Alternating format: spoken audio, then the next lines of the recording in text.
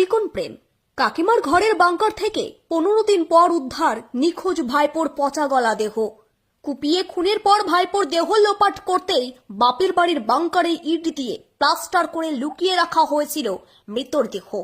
সোমবারে ঘটনা প্রকাশ্যে আসতেই রীতিমতো শিউরে উঠেছেন দক্ষিণ দিনাজপুরের তপনের চণ্ডীপুর গ্রাম পঞ্চায়েতের শিহুর বালকাহারা গ্রামের বাসিন্দারা। পুলিশ জানিয়েছে মৃতের নাম সাদ্দাম নাদাব, বয়স 32 বছর।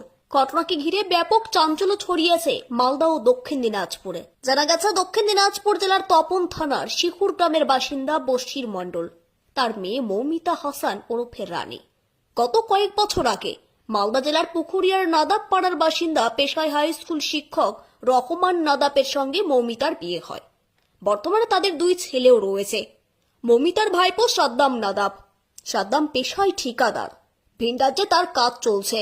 অভিযোগ, সাদ্দামের সাথে বেশ কিছুদিন ধরে তার কাকিমা মৌমিতা গোপন প্রেমে জড়িয়ে পড়ে।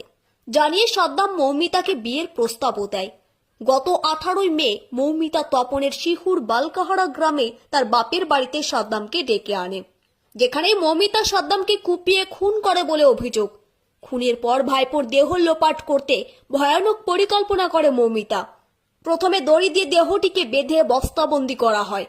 তারপর বাবার বাড়িতে থাকা ইটের বাংকারে সেই দেহ রেখে তার ভেতরটা ধানের বস্তা দিয়ে ভরাট করে দেওয়া হয়। এরপর সেই বাংকারের দরজা ইটের দেওয়াল তুলে প্লাস্টার করে দেয় অভিযুক্ত কাকিমা। এদিকে স্বামী বাড়ি না ফেরায় গত 20 মে মৃত সাদ্দামের স্ত্রী নাসরিন খাতুন মালদার ইংলিশ বাজার থানায় নিখোঁজের অভিযোগ করেন। ইংলিশ বাজার থানার পুলিশ যার তদন্তে নেমে 31 মে মৌমিতাকে আটক করে শুরু হয় জিজ্ঞাসাবাদ। পুলিশের জেরায় মৌমিতা ভেঙে পড়ে এবং সাদ্দামকে খুনের কথা স্বীকার করে নেয়। এরপরেই এদিন সকালে ইংলিশ বাজার থানার পুলিশ মৌমিতাকে নিয়ে হাজির হয় দক্ষিণ দিনাজপুর জেলার তপনে, যেখানে তপন থানার পুলিশের তৎপরতায় ম্যাজিস্ট্রেটের উপস্থিতিতে মৌমিতাকে নিয়ে হাজির হয় শিহুর বালকাহারা গ্রামে তার বাবার বাড়িতে। কোথায় দেহ রয়েছে? মৌমিতা ছাদের বাংকার দেখাতে শুরু হয় দেওয়াল ভাঙার কাজ। ইটের দেওয়াল ভেঙে বাংকার থেকে দেহ উদ্ধার হতে পুলিশের চক্ষু চড়ক কাজ।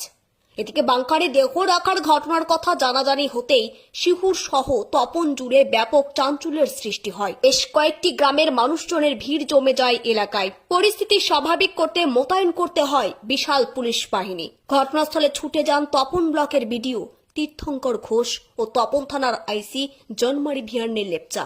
মৃতের ভাই লাদেন নাদাব অভিযোগ করে বলেন, আমার দাদা ভিন রাজ্য সহ বিভিন্ন জায়গায় ঠিকাদারি ও লেবার পাঠাতো। ঠিকাদারির কোষাধ্যক্ষ ছিল কাকিমা মৌমিতা হাসান, কিন্তু অনেক টাকার হিসাব দিচ্ছিল না।